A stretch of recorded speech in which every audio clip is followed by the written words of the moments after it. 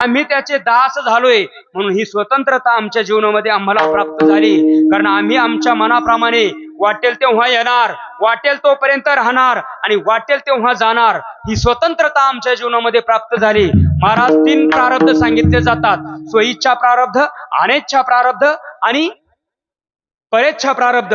स्वइच्छा प्रारब्धामध्ये संत महात्मे मोडतात, अनिच्छा प्रारब्धामध्ये भगवंत मोडतो आणि परेच्छा प्रारब्धामध्ये तुम्ही आम्ही मोडतो. कारण तुम्हा आम्हाला यावंच लागतं, राहावंच लागतं आणि जावंच लागतं. भगवंताला आणावं लागतं आणि संत मात्र येत असतात आणि वाटेल तोपर्यंत राहतात आणि वाटेल तेव्हा जातात.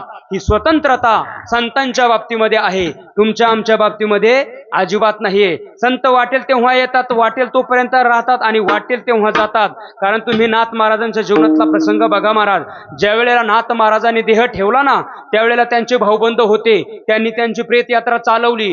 ज्या वेळेला जात असताना समोरचे 2 जण जे खांदेकरी होते, त्यांच्या दोघांमध्ये चर्चा झाली. ते म्हटले, बघा गोविंद पंत, काही समजलं का, काही कळलं का? बघा ना, हा एकनाथ आपल्या सोबत आयुष्यभर वाईट राहिला, वाकडा राहिला, शेवटी आपल्याच खांद्यावर चालला ना. नाथ महाराज वरती उठून बसले. नाथ महाराज म्हटले, पंत खाली ठेवा. पंताच्या लागल्या मांड्या विठ्ठल विठ्ठल करायला लागले. म्हणा, अरे भूत भूत भूत नाहीये, मी एकनाथ आहे, ठेव खाली. तुझ्याच खांद्यावर गेलं पाहिजे असं काही नवस नाहीये, जा म्हटले घरी. पुन्हा महाराज कालांतराने नाथ महाराजांनी देह ठेवला. आता खांदेकरी तेच ना. ग्रामस्थांनी सांगितलं, तुमच्या बोलण्यामुळे घोटाळा झाला, आता अजिबात बोलायचं नाही तुम्ही. चालली महाराज प्रेत यात्रा. आता ज्या गल्लीतून प्रेत यात्रा जात होती, त्याच गल्लीतून एका नवीनच मुलीचं लग्न झालेलं होतं आणि त्या मुलीची आई तिला पहिल्याच मुलाला पोच करायला चालली होती आणि महाराज त्यांची प्रेत यात्रा नाथ महाराजांची तिकडून येत होती आणि यांची दिंडी इकडून जात होती. नाथ महाराजांची प्रेत यात्रा जवळ आल्यानंतर ती बाई एकाला विचारलं, म्हटले, का हो, कोण आहे हो हे? म्हटले, एकाने सांगितलं, नाथ महाराज. ती म्हटली, बाया, या नाथ महाराजाला आजच मारायला वेळ भेटला का? माझी सोन्यासारखी मुलगी पहिल्याच मुलाला नांदायला चालली आणि हे काय अभद्र?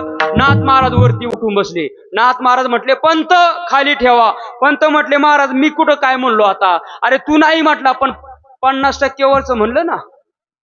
50 नाही, आता तर जास्तही वाटतो. त्या बाईला सांगितलं, बाई तुझ्या बीबीला पहिल्या गाडीने जाऊ दे, मला काही जास्त घाई नाहीये, मी वाटेल तेव्हा जाईन. आणि मग महाराज फाल्गुन वद्य षष्टीच्या दिवशी नाथ महाराज पायाने चालत गेले गोदावरी मातेमध्ये. त्या ठिकाणी आपला देह विसर्जित केला आणि ज्या ठिकाणी देह विसर्जित केला त्या ठिकाणी कमळाचं फूल उगवलं आणि त्याच्यावर नाथ महाराजांची समाधी बांधण्यात आली. नाथ षष्टीला लाखोनी समाज त्या ठिकाणी दर्शना करता जातोय. मला सांगायचं एवढंच आहे की संतांच्या बाबतीमध्ये ही स्वतंत्रता जीवनामध्ये प्राप्त झालेली आहे. येतो जातो हे म्हणण्यामध्ये स्वतंत्रता आहे.